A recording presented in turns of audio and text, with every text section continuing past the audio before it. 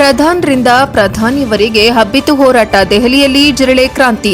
ನವದೆಹಲಿ neat ಪರೀಕ್ಷೆಯ ಪ್ರಶ್ನೆ ಪತ್ರಿಕೆ ಸೋರಿಕೆ ಖಂಡಿಸಿ ಶಿಕ್ಷಣದಲ್ಲಿ ಸುಧಾರಣೆ ಹಾಗೂ ಶಿಕ್ಷಣ ಸಚಿವ ಧರ್ಮೇಂದ್ರ ಪ್ರಧಾನ್ ಅವರ ರಾಜೀನಾಮೆಗೆ ಆಗ್ರಹಿಸಿ ಕಾಕ್ರೋಚ್ ಜನತಾ ಪಾರ್ಟಿ ಸೋಮವಾರ ಕರೆ ನೀಡಿದ್ದ ಸಂಸತ್ ಚಲೋಗೆ ಭರ್ಜರಿ ಪ್ರತಿಕ್ರಿಯೆ ವ್ಯಕ್ತವಾಯಿತಾದರೂ ಅದು ಹಿಂಸಾರೂಪಕ್ಕೆ ತಿರುಗಿದೆ. ಶಾಲಾ ಕಾಲೇಜು ವಿದ್ಯಾರ್ಥಿಗಳು, ಪೋಷಕರು, ಸಾಮಾಜಿಕ ಕಾರ್ಯಕರ್ತರು, ರಾಜಕಾರಣಿಗಳು ಸೇರಿದಂತೆ 20,000ಕ್ಕೂ ಹೆಚ್ಚು ಜನರು ಸಂಸತ್ನಂತ ಹೆಜ್ಜೆ ಹಾಕುವ ಯತ್ನ ಮಾಡಿದರಾದರೂ ಸೂಕ್ಷ್ಮ ಪ್ರದೇಶ ಮತ್ತು ಅನುಮತಿ ಪಡೆದಿಲ್ಲ ಎನ್ನುವ ಕಾರಣಕ್ಕೆ ಪ್ರತಿಭಟನಾಕಾರರನ್ನು ಪೊಲೀಸರು ಮಾರ್ಗ ಮಧ್ಯದಲ್ಲೇ ತಡೆದಿದ್ದಾರೆ. ಈ ವೇಳೆ ಕಲ್ಲು ತೂರಾಟ ನಡೆದಿದೆ. ಜೊತೆಗೆ ಬ್ಯಾರಿಕೇಡ್ ದಾಟಿ ಮುಂದೆ ಸಾಗಲು ಯತ್ನಿಸಿದ ಪ್ರತಿಭಟನಾಕಾರರನ್ನ ಪೊಲೀಸರು ತಡೆದಿದ್ದಾರೆ. ಈ ವೇಳೆ ಪೊಲೀಸರು ಮತ್ತು ಪ್ರತಿಭಟನಾಕಾರರ ನಡುವೆ ಭಾರೀ ಸಂಘರ್ಷ ನಡೆದಿದೆ. ಬಳಿಕ ಪರಿಸ್ಥಿತಿಯನ್ನ ನಿಯಂತ್ರಿಸುವ ಸಲುವಾಗಿ ಪೊಲೀಸರು ಅಶ್ರುವಾಯು ಸಿಡಿಸಿ ಲಾಠಿ ಪ್ರಹಾರ ನಡೆಸಿ ಜನರನ್ನ ಚದುರಿಸುವ ಯತ್ನ ಮಾಡಿದ್ದಾರೆ.